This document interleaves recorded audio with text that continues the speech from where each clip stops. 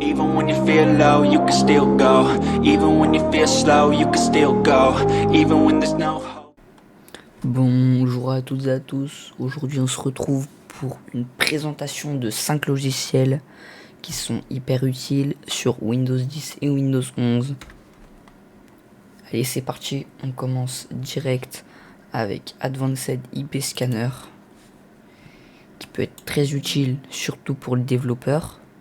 Bon, moi j'ai une mise à jour, je la ferai plus tard.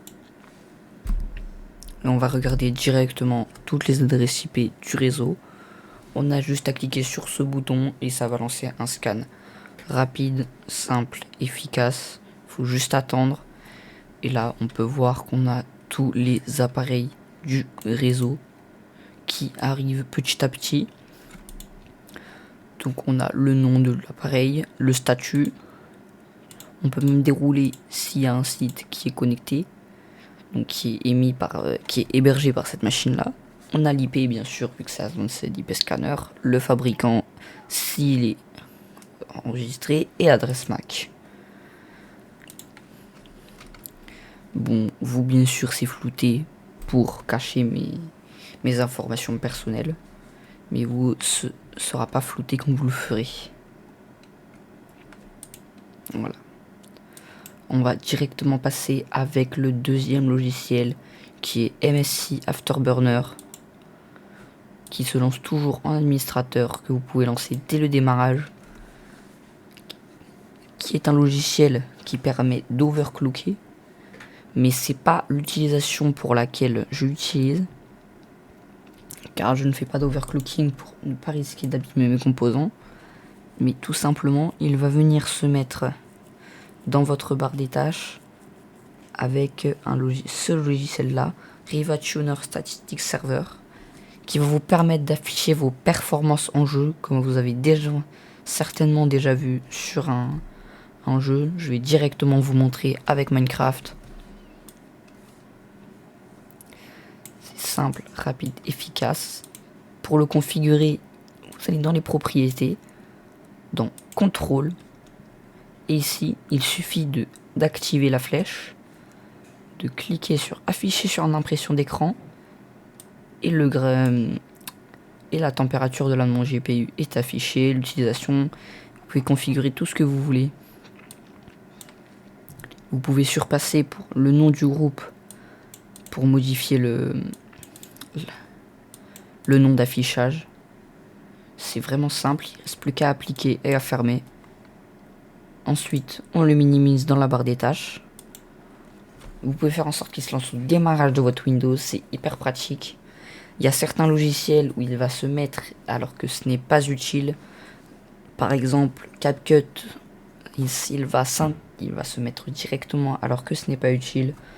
Donc du coup, il faut le fermer, car sinon il faut aller configurer dans le Riva Tuner Statistics Server, qui est une interface qui est vraiment pas pratique.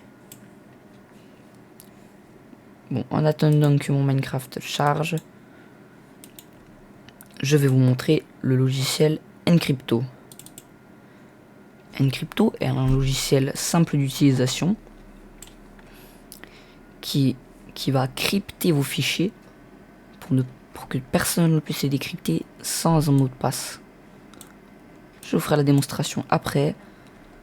Vous voyez ici, il a la température de mon GPU, l'utilisation, la RAM, le CPU et tout ce qu'on veut. Maintenant, on se retrouve avec Encrypto. Glisser et déposer dans le logiciel. Password. Donc, je vais juste mettre un password. Donc là, pour l'exemple, je vais mettre 1, 2, 3, 4. Je vais le crypter. L'animation est un peu overkill, mais ça, on fait ce qu'on veut. Lien. Et maintenant, vous avez un fichier qui est totalement crypté en .crypto. Et pour le décrypter, il faut l'ouvrir, avoir le logiciel sur son ordinateur, mettre le password. Donc là, par exemple, si je mets n'importe quoi,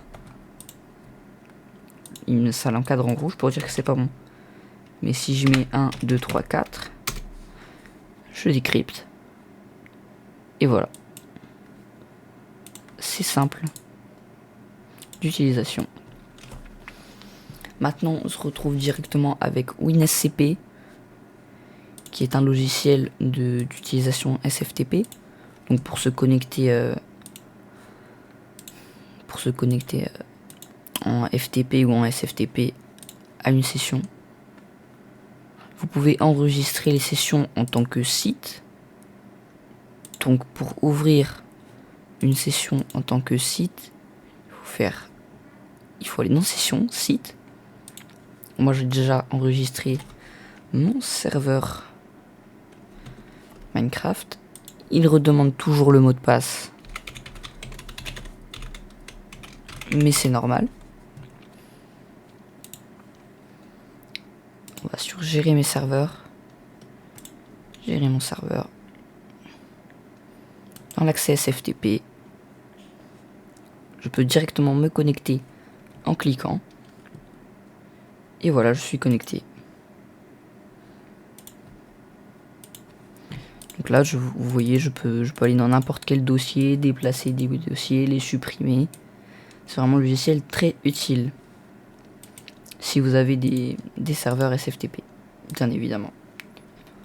Ensuite, on va passer au plus intéressant, qui est un VPN gratuit d'utilisation, qui est vraiment bien.